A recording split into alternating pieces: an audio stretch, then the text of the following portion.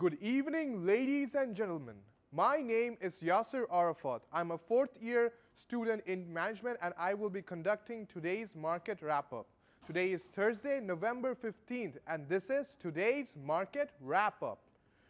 Pound slumps, stocks take a hit amid Brexit turmoil.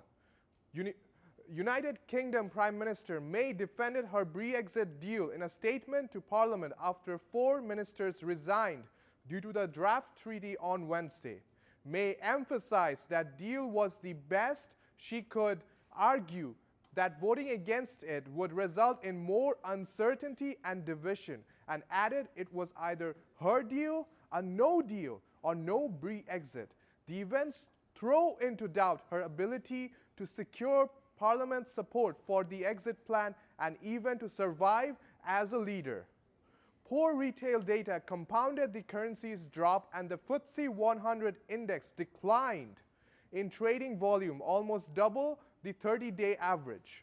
The danger that May could be replaced and Britain could crash out of the European Union with no deal thus presents an unpredictable and high-risk scenario for markets.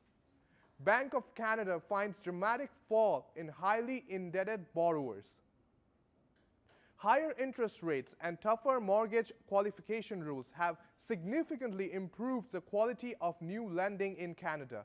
The share of new mortgage going to highly indebted borrowers, those with loan-to-income ratios of above 450%, dropped to 13% in the second quarter of this year, down from more than 18% last year.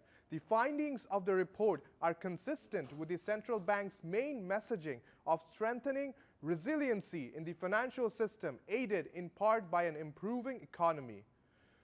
U.S. retail sales rise most in 5 months on autos, fuel.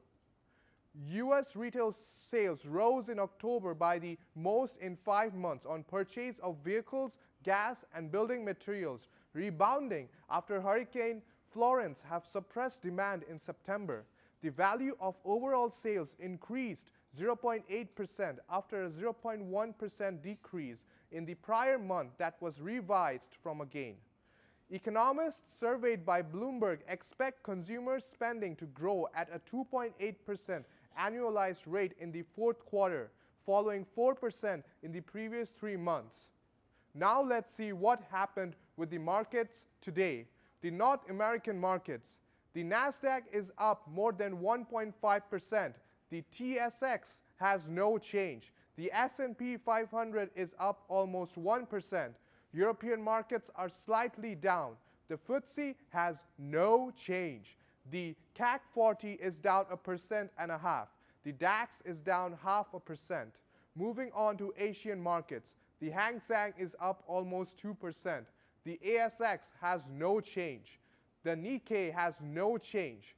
In terms of currencies, the Canadian dollar has almost no change. In terms of commodities, oil is up 1%. Gold and copper are both up almost 1%. In terms of other announcements, the Bridge Lab invites you to our event, Breaking into Bay Street.